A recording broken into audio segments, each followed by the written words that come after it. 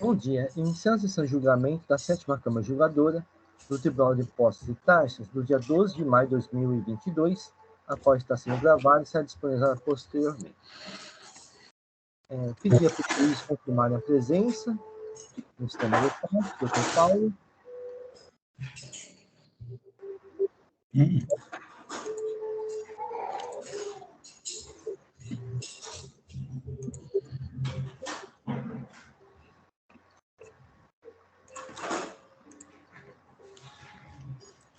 Muito bem, então vou iniciar a sessão no sistema da parte.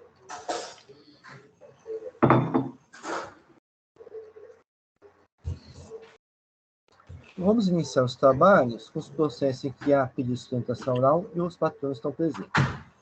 Então, começar com o processo de Companhia Brasileira de Distribuição, recurso ordinário de minha relatoria. Só um momento que eu vou registrar a presença da patrona.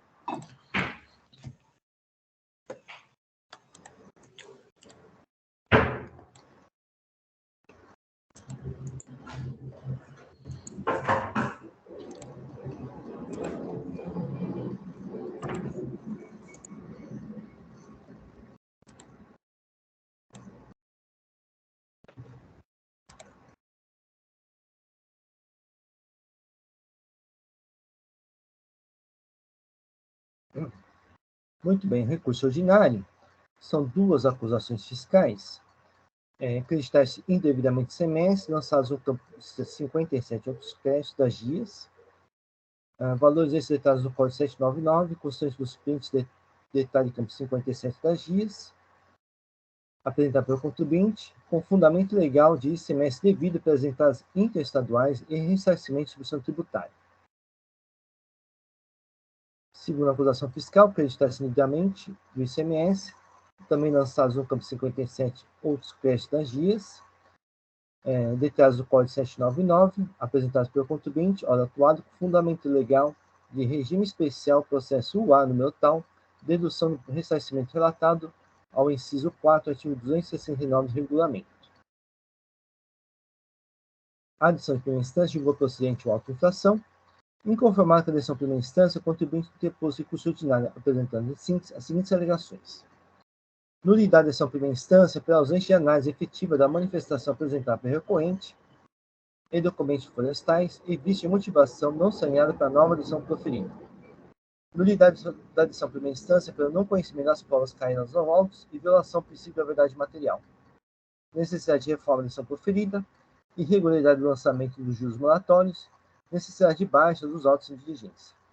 Por fim, requer a nulidade da decisão de primeira instância, no mérito, após a conversão dos autos em diligência, o cancelamento de diligência em sua totalidade. A doutora imputação fiscal manifestou-se pelo não provimento de recurso ordinário. A 10ª Câmara Julgadora converteu o julgamento de diligência para que o OFR autuante se manifestasse sobre os documentos juntados no recurso ordinário. Houve a manifestação do OFR autuante, a doutora imputação fiscal apresentou sua manifestação, reiterando o não provimento de recurso ordinário. O contribuinte apresentou manifestação em relação à diligência, as florestais e quais requeriam retorno dos autos à autoridade autuante para cumprimento integral da diligência designada originalmente pela 10ª Câmara Julgadora, ou que o julgamento seja novamente convertido em diligência para que haja manifestação conclusiva, aceitando as notas fiscais juntadas às florestais e quais, assim como a análise de documentos acostados às florestais e quais. Há protesto de apresentação oral, expressamente requerida. Então, a doutora Tatiane fique à vontade para realizar a sustentação oral. Doutora Tatiane. Bom dia a todos. Bom dia. Doutora Tatiane, eu já vou adiantar um pouco o meu voto. Nesse momento, eu não estou trazendo voto relativo ao mérito, né? Meu voto está apreciando única e exclusivamente a alegação de nulidade da decisão recorrida. Então, se a doutora quiser focar nesse assunto, fique à vontade. Bom dia a todos, então. Como o doutor Inácio bem colocou, esse é um processo bastante antigo, ele já teve idas e vindas no tribunal, ele já teve um primeiro julgamento, houve anulação, o processo voltou para a primeira instância para decidir com base nas provas ajustadas aos autos, não houve uma análise, houve, então, um novo recurso, o processo foi redistribuído para a 10ª Câmara, e ali foi determinado a diligência fiscal para que, então, fossem analisados ali os aspectos, tanto em relação aos documentos, né, que tinham sido juntados em recurso, os outros documentos trazidos no processo que corroboravam ou não a questão da legitimidade e origem dos créditos, e se essas provas elas militavam a favor da parte ou não. Como o bem colocou no seu, né, relatório, a acusação aqui, ela remonta à situação, já de bastante conhecimento dos senhores, que é aquelas situações do ressarcimento do CMS-ST nas operações em que teve uma posterior saída interestadual. Aqui o contribuinte, como muitos varejistas, né, de grande porte, ele possui um regime especial que o autoriza, então, utilizar esses créditos, né, oriundos do ressarcimento do ST para compensação, então, dos valores do ICMS devido de antecipação a título do 426A do regulamento. Então, dentro do âmbito dessa fiscalização, o que foi autuado? Né? Uma suposta falta de comprovação, né, de legitimidade dos valores que foram tomados, uma vez que teria ali, então, né, por essa ausência de comprovação, não observado o regime especial. Então, desde o começo, nos autos, e depois até aperfeiçoando, realmente trouxe, né, dado todo o levantamento, o número de documentos, trouxe em recurso, que levou à motivação à baixa diligência, houve ali uma apresentação de muitos documentos, buscando, então, demonstrar a legitimidade. Dentre esses documentos todos trazidos aos processos, em relação, então, mês a mês foram trazidas as notas de entrada e saídas que estavam listadas pela fiscalização, foram trazidos os modelos, né, 1 e 2, a que se referem à CAT, mas também em especial em relação ao mês de dezembro de 2012, a acusação tem 2 lançamentos em dia.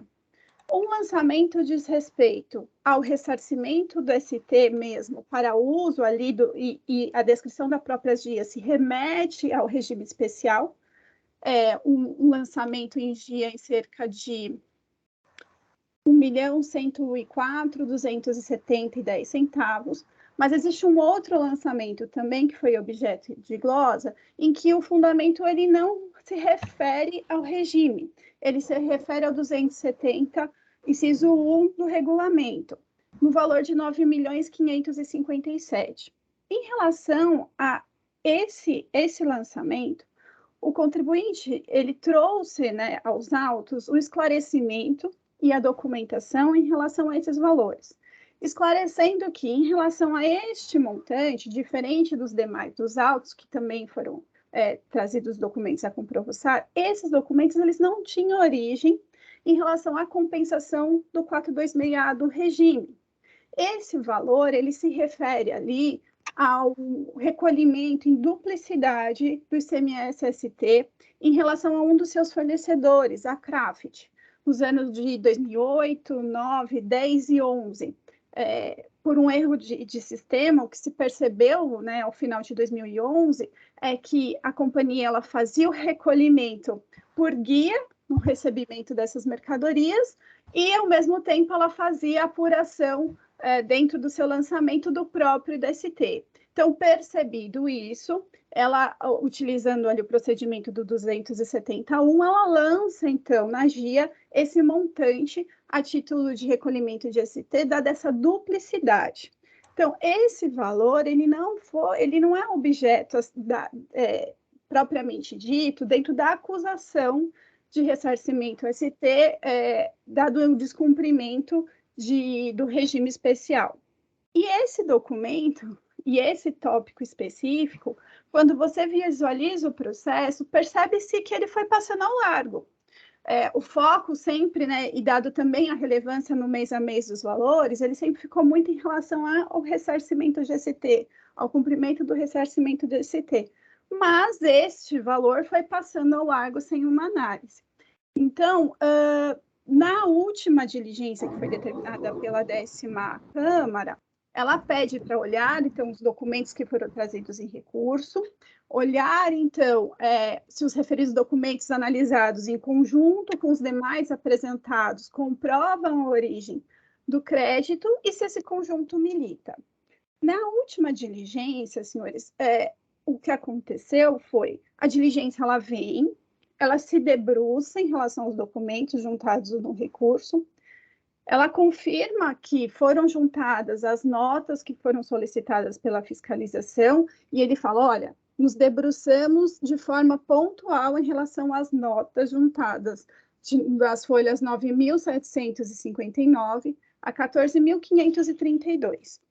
Ela falou, olhando essas notas, que são as notas referentes aos outros lançamentos a título de ressarcimento, ela falou, olhando essas notas, vejamos que a nota ela só serve de indício. E dentro desse indício, em relação à comprovação de origem, temos alguns cenários. O primeiro cenário seriam a identificação de notas que teriam redução de base e que, por isso, o crédito teria sido tomado a maior. Dentre essas notas, existem espelhos de nota, não exatamente a primeira via. Em relação a essas notas, também identifico que tem ali produtos de importação e que não teria, então, ressarcimento, direito ao ressarcimento.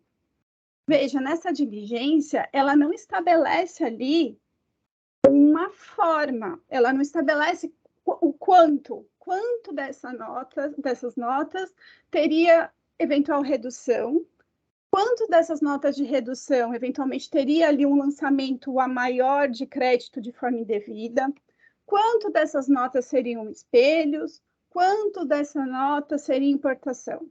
Então, veja que, e ainda que fosse mantido o racional em relação à importação e a não aceitação em relação ao espelho, que aí é uma outra discussão, se o espelho ele seria suficiente ou não para essa comprovação dentro do âmbito do ressarcimento, existe uma parcela ali que, obviamente, pelas notas, aduz o direito de crédito, e esse direito ligado intimamente com o modelo 1, o modelo 3 que foi apresentado, que é aquilo que é solicitado dentro da fiscalização para que seja validado, então, o direito de restituição, né, o ressarcimento desse ST que foi antecipado ao Estado de São Paulo. Então, esse é uma primeira fotografia da diligência que demonstra que ela não foi, né, devidamente cumprida como foi colocado de forma conclusiva. E também reforça mais uma vez que quando ele foca nesses documentos, ele não se debruçou, né, e ele não faz menção a isso, em relação aos documentos de duplicidade dos recolhimentos da CRAFT, que esses documentos eles estão acostados às folhas 3.410 a 8.202. Veja, é uma enormidade de documentos que foram juntados. Em relação a ele, não houve qualquer manifestação.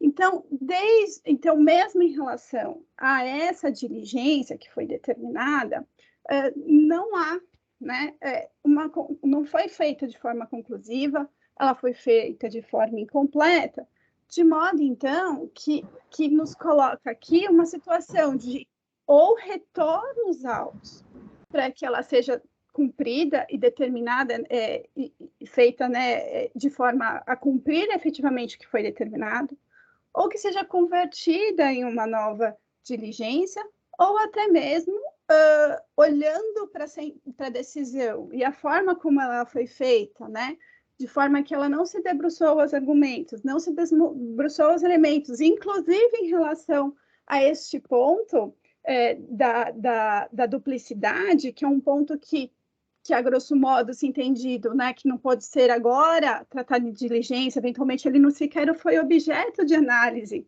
pela decisão de primeira instância, né, e aí haveria uma supressão de instância.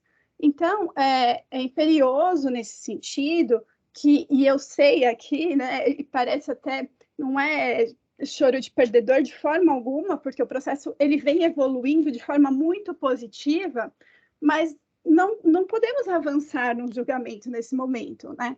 Então, me parece que aqui a solução é ou retorna para a conclusão da diligência, ou determina uma nova diligência, ou se dentro, né, considerando que a sentença ela não se debruçou realmente aos documentos e análise, e em especial esse ponto da duplicidade, o meu apelo é que, então, seja anulada a decisão de primeira instância, o processo volte com todo esse status que foi sendo desenvolvido ao longo desses anos, para que seja, então, proferida uma nova decisão, se debruçando em relação a esses aspectos.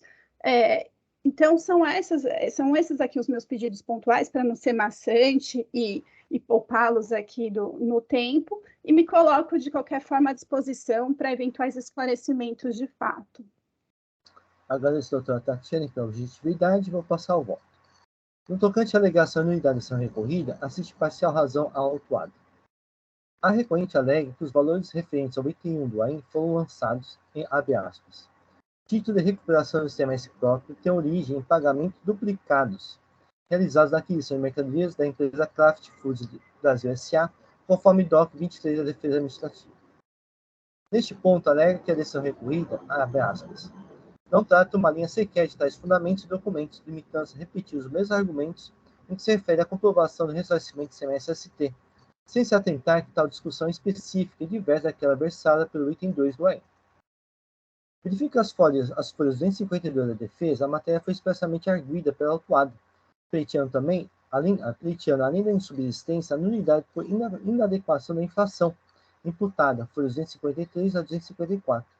E, de fato, não se verifica nessa recorrida a expressa precisação dos argumentos, que são autônomos em relação ao item 2 do AIM.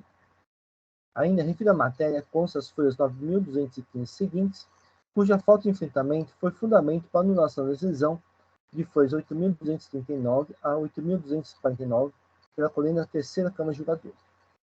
Assim, a decisão recorrida ainda aparece nulidade nesse ponto, devendo os autos retornarem por devido enfrentamento da matéria. Quanto à alegação de precariedade da análise dos documentos apostados, inexistências e incorreções apontadas nos arquivos modelo 3 acostado pelo recorrente e desconsideração das notas fiscais acostadas pelo recorrente em sede de defesa administrativa, violação ao princípio da verdade material, fecha aspas, entendo que não há nulidade da ação recorrida, uma vez que ela expressamente efetuou a matéria e apresentou as razões de seu convencimento. O artigo 26 da Lei 13.457 garante a livre apreciação das provas por parte do julgador. Deste modo, trata-se de inconformismo com o decidido, o que pode ser atacado pela parte sede recursal, mas não é caso de nulidade da decisão.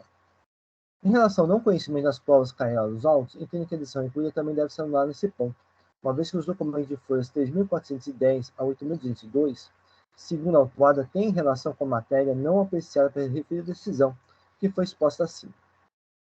Assim, razões postas pela decisão recolhida para não citação em tais documentos, folhas 3.410 a 8.202, não podem ser acolhidas, uma vez que não foi enfrentada a matéria a que eles se referem. Destaque os autos a retornar à primeira instância, exclusivamente para enfrentamento das questões acima expostas. Pelo exposto, voto pelo retorno dos autos à primeira instância para complemento julgado. É assim que eu voto. Só um momento que eu vou fazer o registro do voto.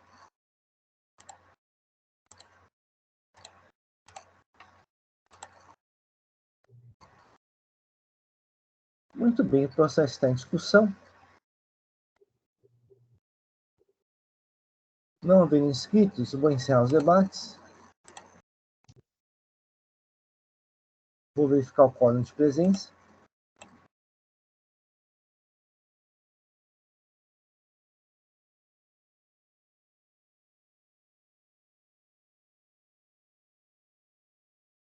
Vou iniciar a votação.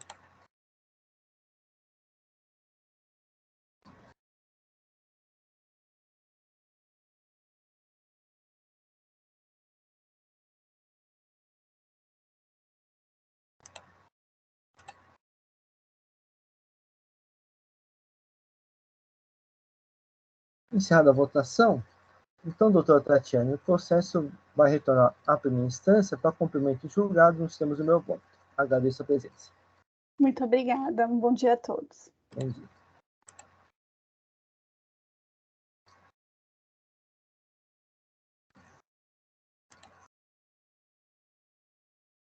Vamos passar para o processo central comercial importador limitada, recurso ordinário, relatora doutora Maria Anselma. Não há protesto de sustentação oral.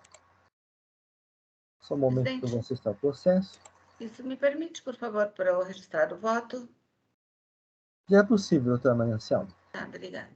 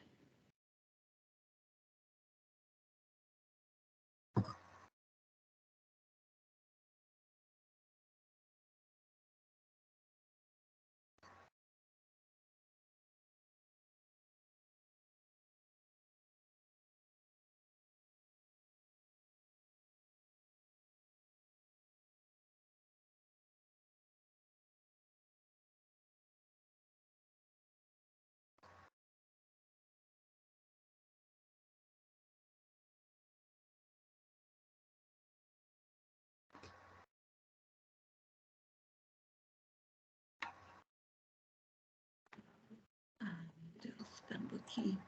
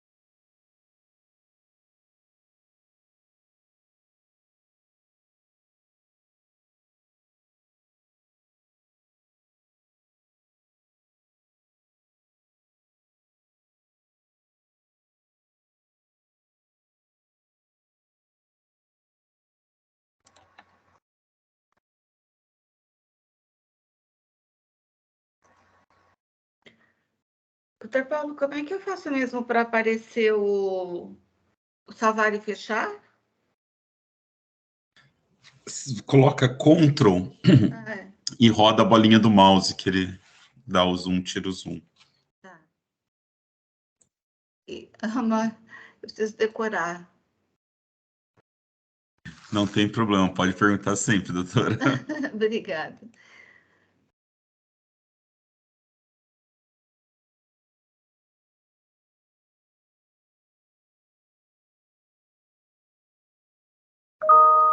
Ué, deixa eu ver se gravou. Gravou.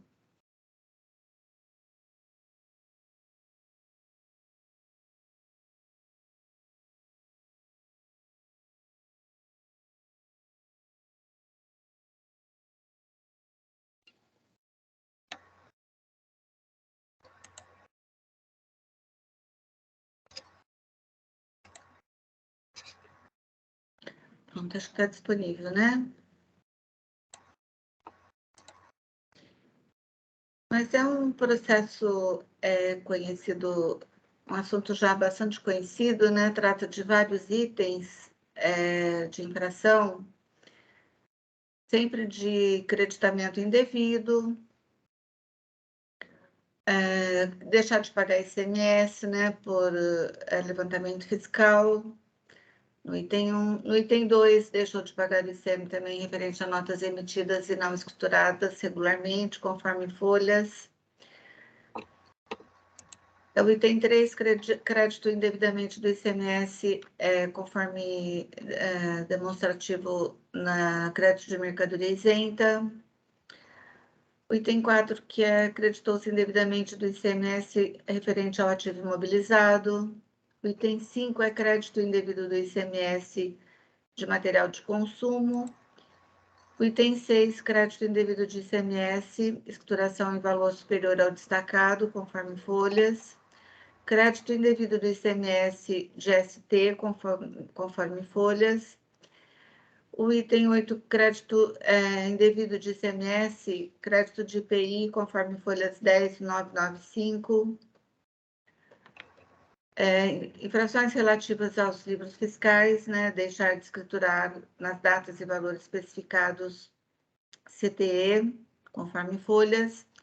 Item 10, deixar de escriturar nas datas e valores especificados no demonstrativo, nota fiscal de entrada não escriturada.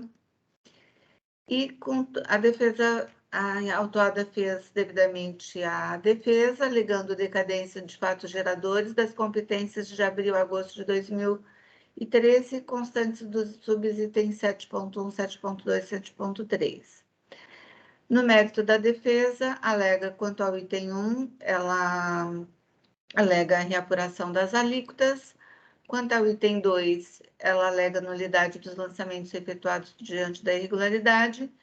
Quanto aos itens 3, afirma que é legítimo o creditamento, uma vez que as mercadorias somente saída em definitivo de bens para alienação. Houve julgamento, houve manifestação fiscal, houve julgamento da primeira instância e, diante de tudo exposto, o julgador julga procedente o AIN.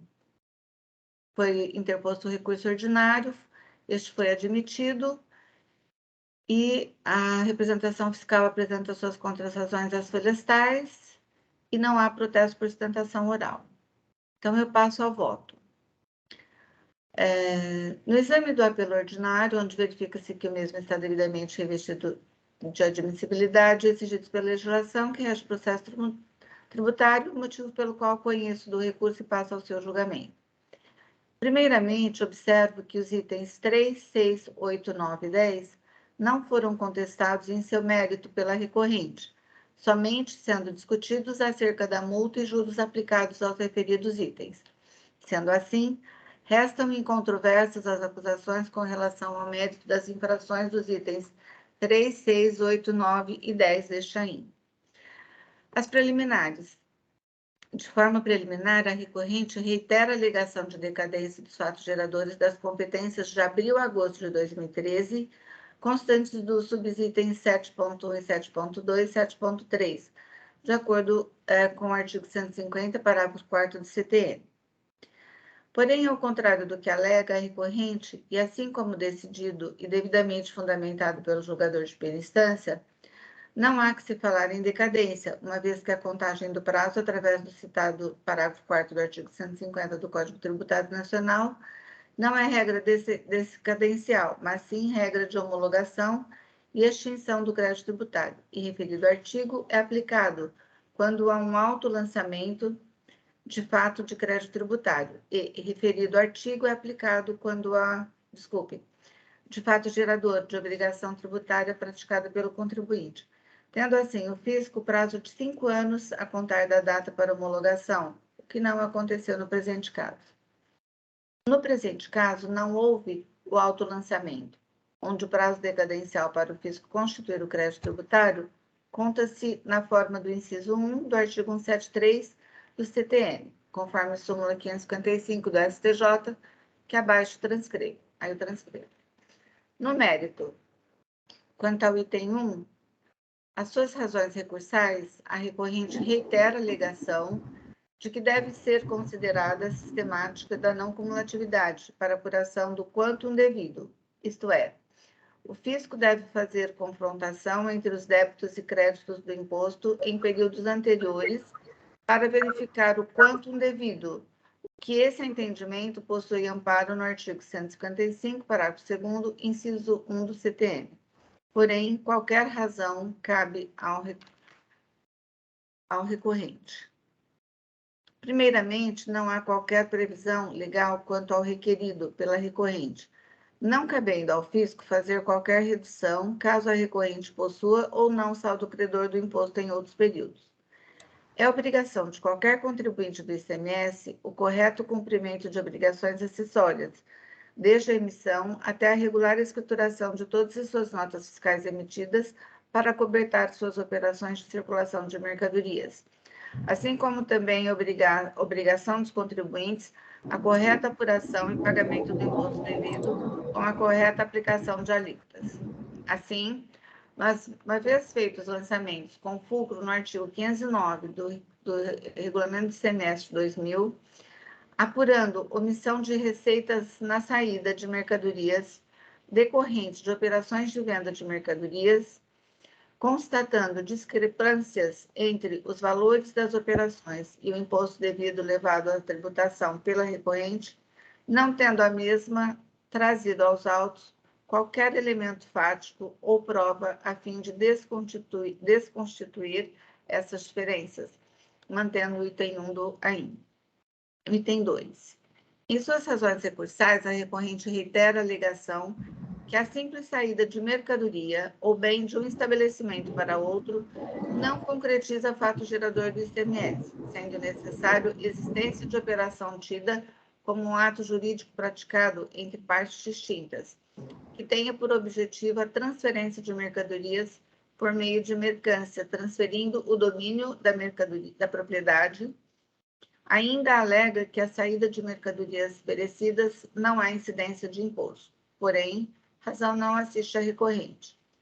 Ao contrário do que entende a recorrente, o fato gerador do ICMS ocorre com a saída de mercadoria a qualquer tipo do estabelecimento do contribuinte, conforme previsto no inciso 1 do artigo 2º da Lei 6374 de 89. Assim, toda saída de mercadoria de estabelecimento de contribuinte já caracteriza o fato gerador do ICMS, não importando a natureza da operação, mas sim a situação de fato que ocorreu, a saída a qualquer tipo. Com relação às referidas mercadorias perecidas, assim como decidido fundamentado pelo julgador de primeira instância, não procede a alegação que não há incidência do imposto, conforme trecho do voto que transcrevo abaixo. Aí diz o julgador de primeira instância: no caso de devolução de mercadorias, o disposto no artigo 4º, inciso do regulamental, não deixa dúvida de que a operação de devolução de mercadoria tem por objeto anular todos os efeitos de uma operação anterior. E assim por diante, está nas folhas 11.945 e 11.512. Mantenho, portanto, a infração do item 2. Item 4. Com relação ao item 4, em suas razões recursais, a recorrente reitera a alegação de erro no cálculo do fator de estorno efetuado pela fiscalização, uma vez que o valor total das operações deveria ser excluídas as saídas. Porém, mais uma vez, razão não assiste à recorrente. Ao contrário do que afirma a contribuinte recorrente, o cálculo efetuado pela fiscalização está exatamente conforme previsto na legislação tributária, determinado no artigo 5º do artigo 20, no parágrafo 5º do artigo 20 da Lei Complementar 87/96, que abaixo também transcrevo. Ademais, conforme planilha juntada às folhas 10.673 e 10.674, notas fiscais juntadas às folhas 10.675 e 10.697 e cópia do livro de entradas de folhas 11.397 e 11.944, a infração restou devidamente comprovada, não trazendo à recorrente qualquer elemento fático ou prova a fim de desconstituir a infração, Mantenho, portanto, a infração do item 4. Item 5. Com relação ao item 5, a recorrente reitera a alegação de que os materiais adquiridos são essenciais para o funcionamento da empresa e que, como o regime é o de crédito financeiro, o creditamento de ICMS engloba o imposto incidente sobre qualquer mercadoria ou serviço, pois em qualquer hipótese é custo operacional. Ocorre que a razão não assiste à recorrente.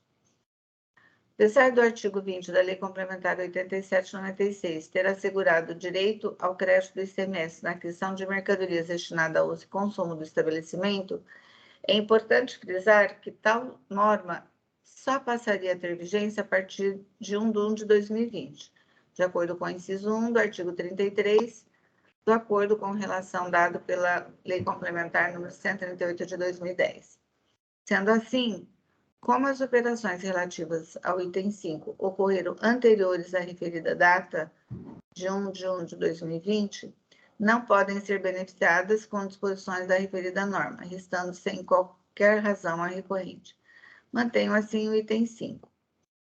O item 7, com relação ao item 7, a recorrente reitera a alegação de que houve nulidade por falta de fundamentação e prejuízo ao seu direito de defesa, uma vez que o agente fiscal deve apresentar no auto descrição da desconformidade realizada. Ocorre que razão não assiste à recorrente.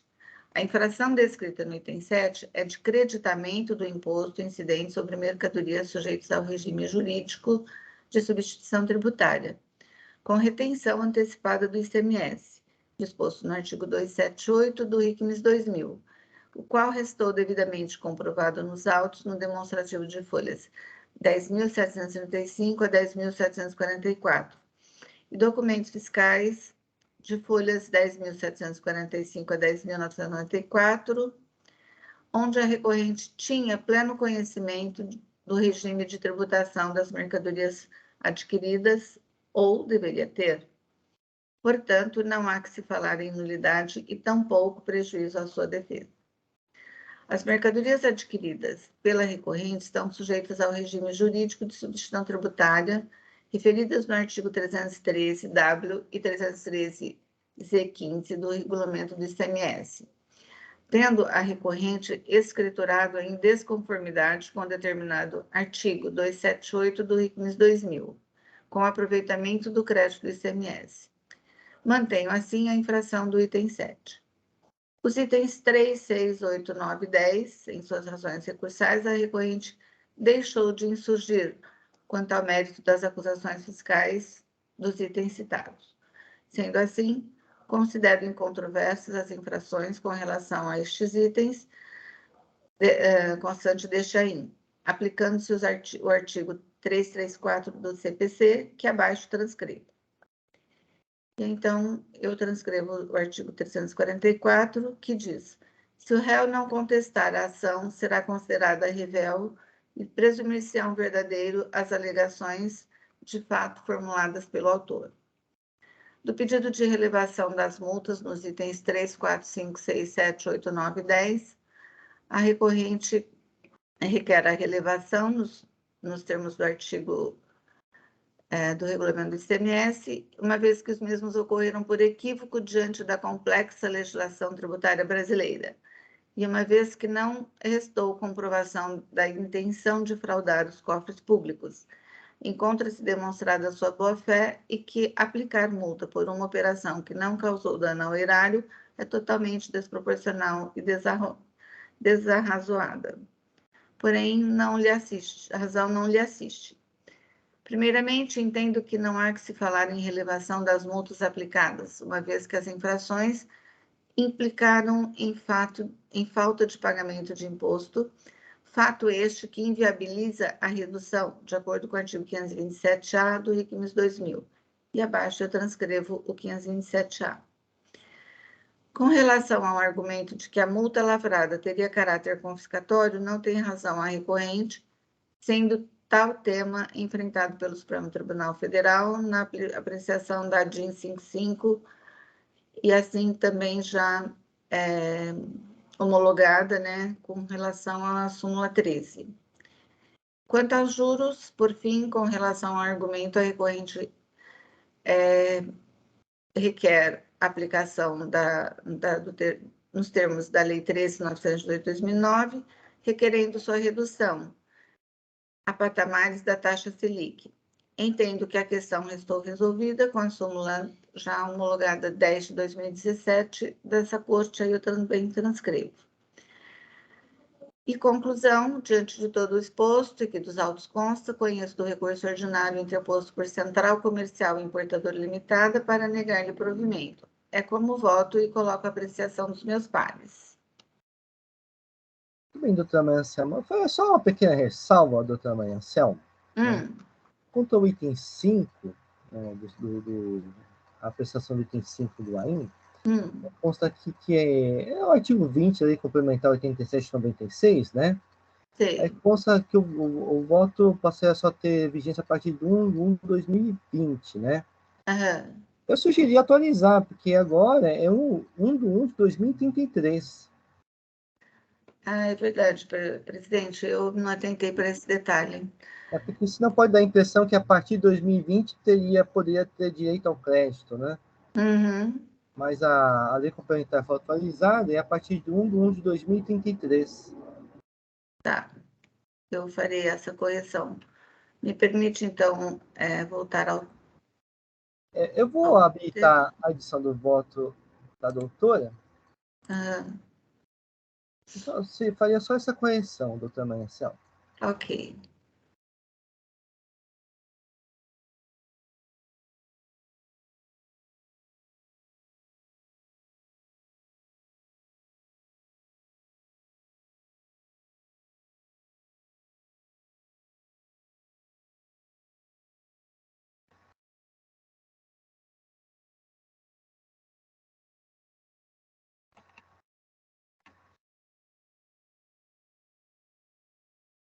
Tá, então, sendo assim, como as operações relativas ao item 5 ocorreram anteriores à referida data de 1 de 2023 e 2020...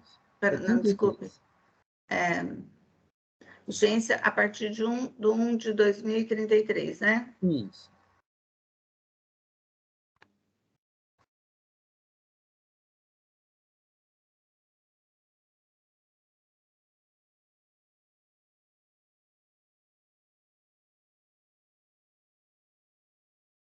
Lei Complementar 171 de 2019.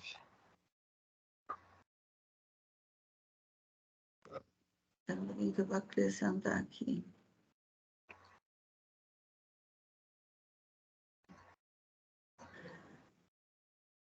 Em 2033, Lei Complementar 171 de 2019.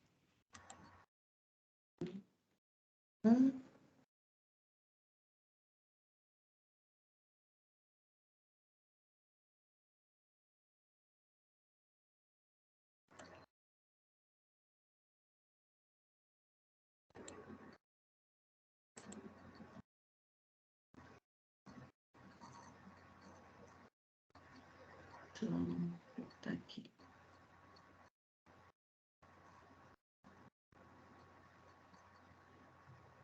Então, fica assim, sendo assim, como as operações relativas aos itens 5 ocorreram anteriores à referida data de 1 de 1 de 2033, né?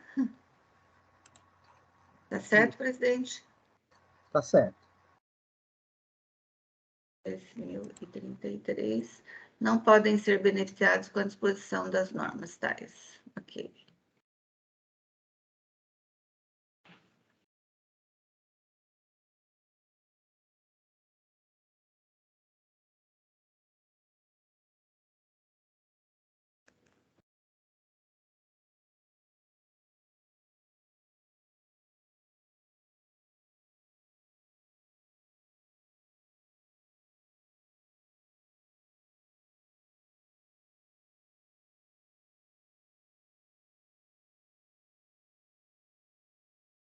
Vale fechar.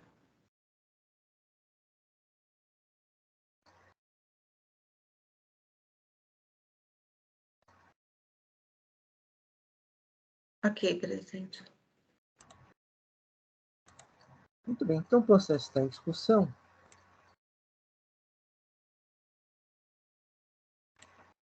Não havendo inscritos, vou encerrar os debates.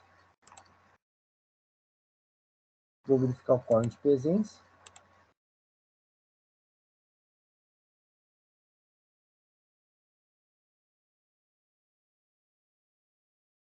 Vou iniciar a votação.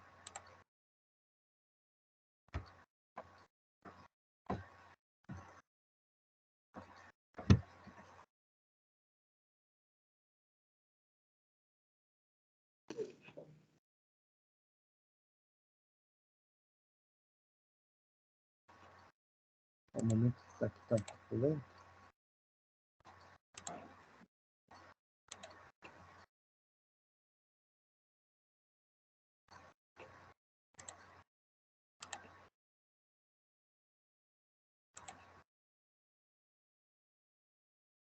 Muito bem, encerrada a votação, o recurso ordinário Central Comercial e Importadora Limitada foi conhecido e não provido. Obrigada, presidente. Obrigado. Então, encerramos os processos do dia de hoje.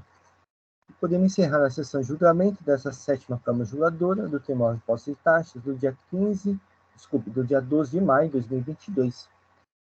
Agradeço a presença de todos e pediria para o Oswaldo encerrar a gravação.